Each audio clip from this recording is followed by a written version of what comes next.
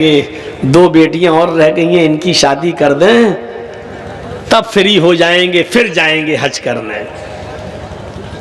ہر باپ یہی سوچے بیٹھا ہوا ہے۔ شادیاں کرنا سنت ہے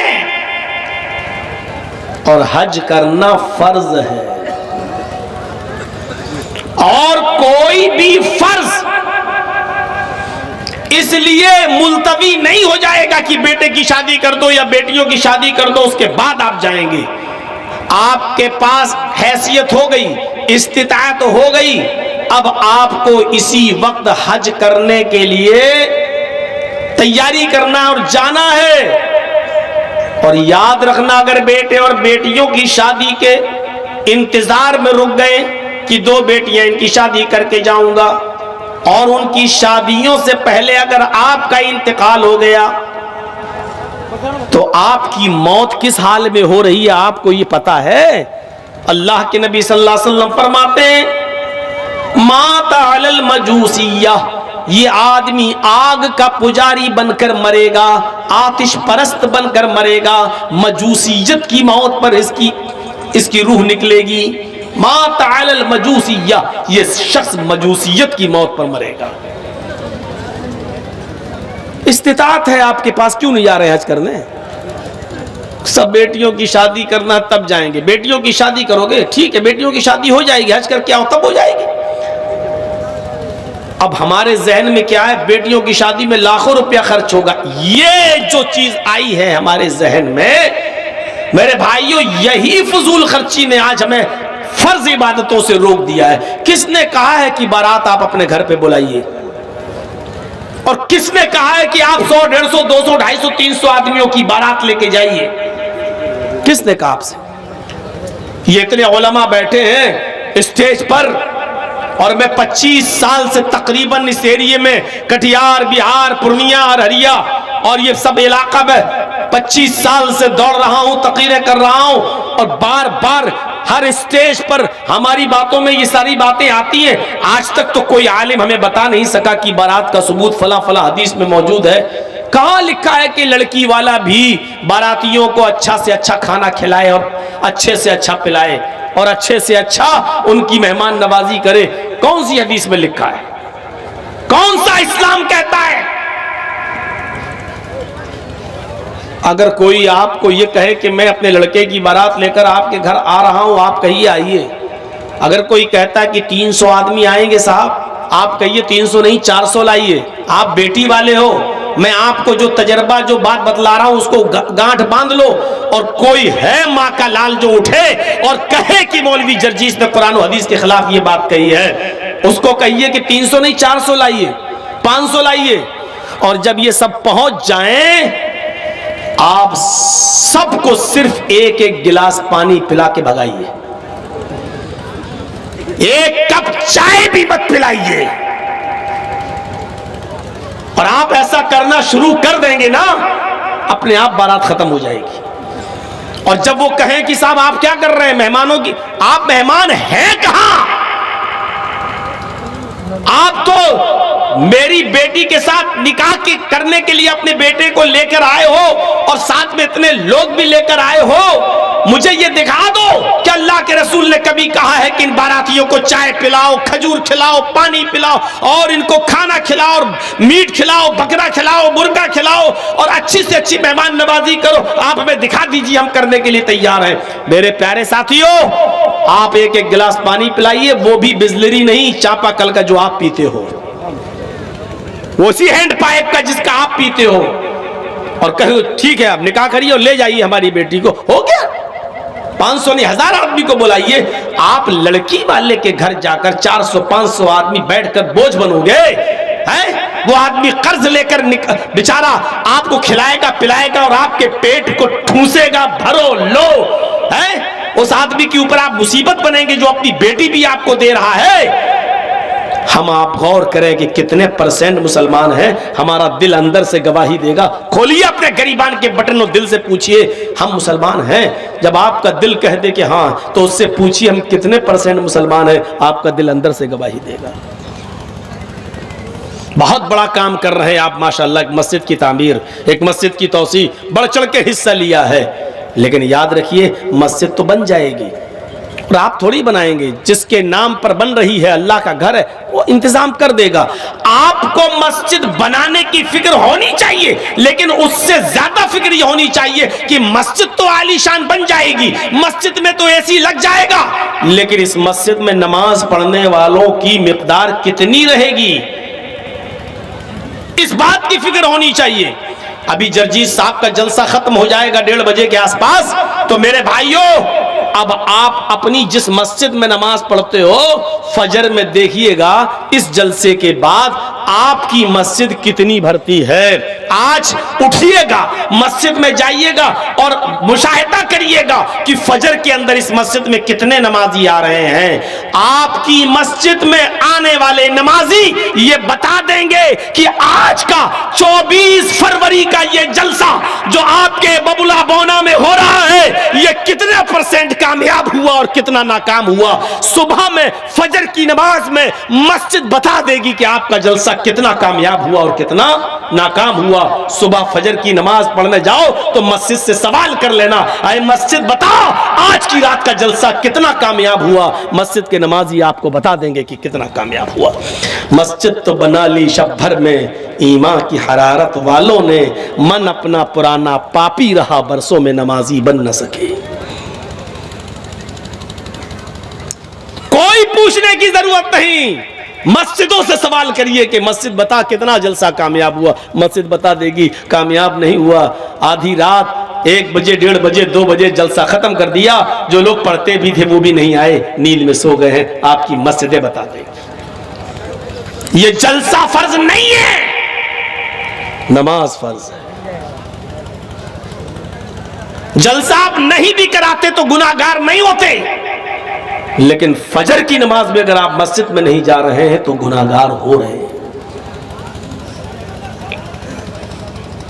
یا ایھا الذین آمنوا ادخلوا فی السلم کافہ، ایمانو والو تم اسلام کے اندر پورے کے پورے داخل ہو جاؤ۔ آئیے چند چیزیں بتاتا ہوں، ان چیزوں پر غور کر کے اپنے آپ کو ٹٹولیے اور دیکھیے ہم کتنے % مسلمان ہیں۔ حضرت معاذ ابن جبل فرماتے ہیں کہ اللہ کے رسول صلی اللہ علیہ وسلم نے مجھے 10 باتوں کی نصیحت فرمائی، 10 باتوں کی وصیت فرمائی۔ ان 10 باتوں پر میں آج کے پروگرام میں چل تو نہیں پاؤں گا، ترجمہ کر دوں گا، لیکن کچھ چیزیں میں اٹھا رہا ہوں، سنیے میرے بھائیوں۔ حضرت معاذ کہتے ہیں کہ اللہ کے رسول صلی اللہ علیہ وسلم نے مجھے 10 باتوں کی وصیت کی۔ یہ 10 چیزیں ہم غور کریں گے اور ہر آدمی سوچے کہ یہ اسلام کا حصہ ہیں، یہ کتنی چیزوں پر ہم عمل کر رہے ہیں۔ پہلی چیز، اے معاذ لا تشرک باللہ شیئا ان قتلت او حرقت، اے معاذ اللہ کے ساتھ کبھی بھی کسی بھی حال میں کسی کو شریک مت کرنا، شرک مت کرنا۔ لا تشرک باللہ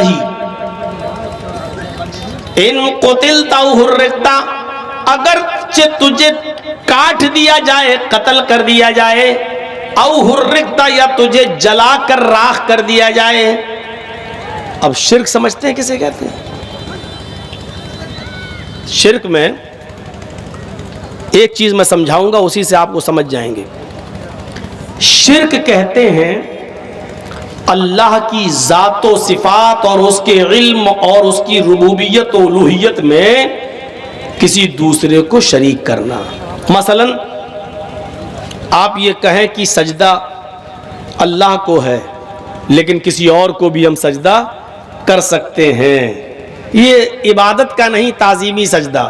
آپ اس طریقے کی اگر باتیں کرتے ہیں، ہم اللہ سے دعا کرتے ہیں کہ اللہ تو مجھے شفا دے، اے اللہ میرے باپ کا انتقال ہو گیا تو ان کو جنت دے، یہ دعا ہم کہیں اور جا کر بھی کر سکتے ہیں کہ آپ ہمارے باپ کے لیے دعا کیجیے اللہ تعالیٰ سے کہ اللہ تعالیٰ میرے باپ کو بخش دے، یا کہیں جا کر ہم کہیں کہ بیٹا نے شادی کو 20 سالیں ہو گئی ہیں، 10 سالیں ہو گئی ہیں، بچہ نہیں ہو رہا ہے، آپ ہمیں اللہ سے دعا کر کے، اللہ سے سفارش کر کے مجھے بیٹا بیٹی دلوا دو۔ میرے بھائیوں آپ ڈائریکٹ مانگیے، शिर्क को समझने के लिए एक और मिसाल मैं देता हूं आपको।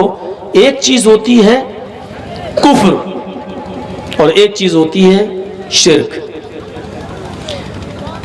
इंतहाई मजबूरी में जहां आपकी जान को खतरा है और कोई आपसे कुफ्र करा रहा है, वहां अपनी जान को बचाने के लिए कुफ्र करना जायज हो जाता है, लेकिन शिर्क करना उधर भी जायज नहीं है। मसलन कोई शख्स आपको पकड़ ले, चाकू निकाल ले, पिस्टल निकाल ले, खंजर निकाल ले और 4-5 लोग आपको पकड़ लें और पकड़ कर कहें कि किसको मानता है? आप कहो अल्लाह को, और वो मारे थप्पड़, अल्लाह का इनकार कर, अल्लाह का इनकार कर, अल्लाह का इनकार कर। और ऐसी सूरत में आपकी जान जाने वाली हो और आप जानते हो कि जब तक अल्लाह का इनकार नहीं करेंगे ये आदमी मुझे छोड़ेंगे नहीं, मार डालेंगे, ऐसी सूरत में, ऐसी शक्ल में आप अल्लाह का इनकार कर सकते हैं और अपनी जान बचा सकते हैं, जायज है। हाँ ठीक है, हाँ ठीक है, अल्लाह नहीं है, हाँ ठीक है, ठीक है, जान बचाने के लिए। लेकिन वो भी जबान से कह सकते हो, दिल में आपको यही रखना पड़ेगा, नहीं हम बस जान बच जाए, हम तो अल्लाह को मानते ही हैं, अल्लाह पर तो हमारा ईमान है ही। सिर्फ अपनी जबान से उनके सामने ये जुमला कह दो कि ठीक है मैं अल्लाह का इनकार करता हूं, मुझे छोड़ दो, आपकी जान बच गई। घर आइए, फिर से कहिए कि अल्लाह तू मेरे दिल का हाल जानता है, मैंने दिल से तेरा इनकार नहीं किया था, जायज। ये सब मोबाइल छीनो, तो इनके मोबाइल छीन के दूसरे लोगों जो पीछे खड़े उनको भी डिस्टर्ब करते हैं। क्या करोगे? मौलाना जर्जी साहब की फोटो लेके जन्नती हो जाओगे क्या? एक तो खड़े हैं, दूसरा फोटो और कैमरा। चाहे तो इधर भी बैठ सकते हैं ये लोग।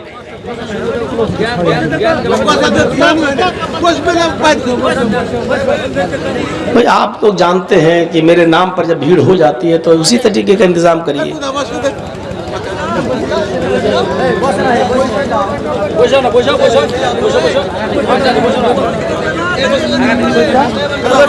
अब आइए इधर तवज्जो दीजिए, नहीं सुनेंगे भी नहीं और सुनने भी नहीं देंगे।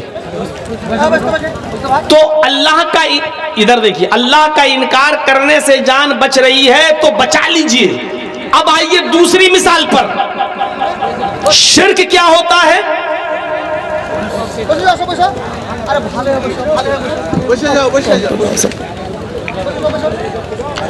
अब शिर्क देखिए, वही 4-5 लोग आपको पकड़े हुए हैं, जबरदस्ती पकड़े हुए हैं, आपको मार भी रहे हैं और ये कह रहे हैं कि तू मुझे सजदा कर, मैं सरदार हूं इस कौम का, या ये मेरे सरदार है मेरे कौम के, इनको सजदा कर, जब तक तू इनको सजदा नहीं करेगा मैं तुझे नहीं छोड़ूंगा। अब देखिए, जब तक तू मुझे या मेरे सरदार को सजदा नहीं करेगा मैं नहीं छोड़ूंगा, कत्ल कर दूंगा, मार दूंगा। तो ऐसे मौके पर अपनी जान बचाने के लिए आप उसको या उसके सरदार को सजदा नहीं कर सकते हो। यहां जान जा रही है तो जाने दो, लेकिन आप किसी गैर के सामने सजदा नहीं कर सकते हो। सजदा कर लिया तो शिर्क हो गया। और यहां अल्लाह ने क्या कहा? अल्लाह के नबी ने ला तुश्रिक बिल्लाह, अल्लाह के साथ किसी को शरीक मत करना। इन कुतिलता औ हुर्रिकता, अगरचे तुझे कत्ल कर दिया जाए या जला कर कोयला बना दिया जाए, राख कर दिया जाए, अपने जिस्म को राख करवा लेना, लेकिन किसी गैर के सामने सजदा नहीं करना। अल्लाह का इनकार करके जान बच रही है तो बचा लेना, लेकिन गैरुल्लाह को सजदा करके अगर जान बच रही है तो मत बचाना। अपने आप को कत्ल करवा लेना, अपने आप को मार ले, अगर वो टुकड़े टुकड़े करें और जलाएं तो जलवा लेना, लेकिन अल्लाह के अलावा किसी गैर के सामने सजदा ना करना। यही बात कह रहे हैं अल्लाह के नबी मुआज इब्न जबल से, आए मुआज ला तुश्रिक बिल्लाहि शैयन इन कुतिलता हुर्रिकता।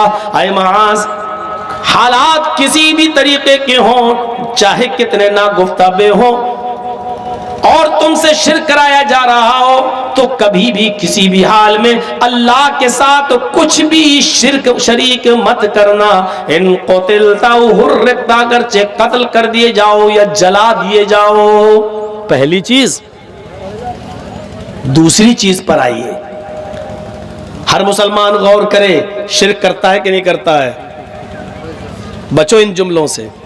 کبھی کبھی ہم لوگ کہہ دیتے ہیں نا، اوفو کیا ڈاکٹر ہے یار، اس ڈاکٹر نے میرے باپ کو بچا لیا، اوفو میرا بیٹا کتنا بیمار تھا، اس ڈاکٹر کے پاس دوا لینے گئے، اس ڈاکٹر نے میرے بیٹے کو مرنے سے بچا لیا۔ نکل جاتا ہے ہمارے منہ سے، لیکن بچو ان جملوں سے، احتیاط برتو۔ آپ کو یہ کہنا چاہیے کیا شفا دی ہے اللہ نے اس ڈاکٹر کے ہاتھ میں، اس کی دوا میں۔ ایک خوراک کوئی کھاتا ہے، اللہ اس ڈاکٹر کی دوا سے شفا دے دیتا ہے۔